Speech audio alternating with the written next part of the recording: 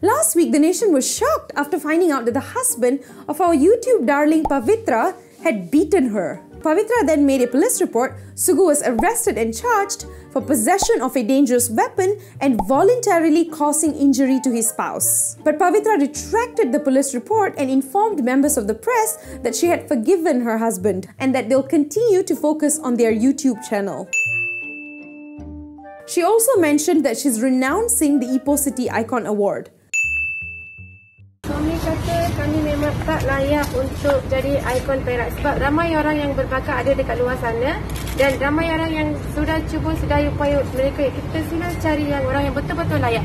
Kami ni baru jadi YouTuber biasa dan kami tak adalah yang hebat sangat dan kami memang tak layak untuk jadi ikon Perak dan apa-apa lagi. Pavithra, if you're watching this, you said tak layak so many times, it breaks my heart. You made a name for yourself during a freaking pandemic. You used your cooking skills to create content that millions of people loved. Despite the fact that you said your life was already susah. You were down to earth, made familiar food, and communicated in a language that kind of brought everyone together. It's not often we can agree on like a YouTuber that we like, but everybody loves you. That's content genius right there. You definitely layak dapat all the recognition and love. I'm also seeing a lot of dismissive comments online about domestic violence and it's so worrying. Violence apologies semua dah keluar. People are blaming alcohol and saying that we shouldn't talk about it because it's your private family matter. But violence is not a private matter. There are no excuses or justifications good enough for abusing someone, be it physically, mentally, or financially. Yeah, we don't know the whole truth, but we can't force you to tell us what's going on in your life and marriage. But I'm hoping that conversations online about domestic violence,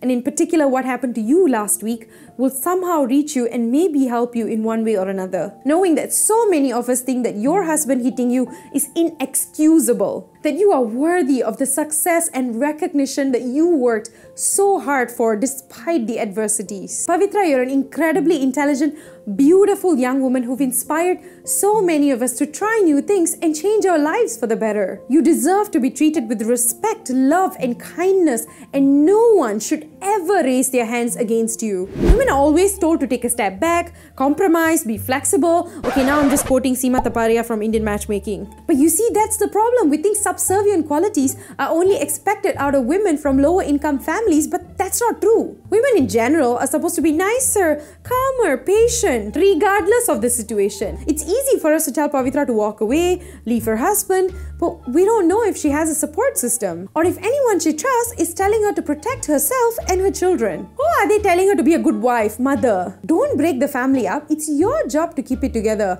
What will people think of us? If we don't change as a society and stop forcing women to deal with abusive relationships in the name of keeping it together, nothing will change.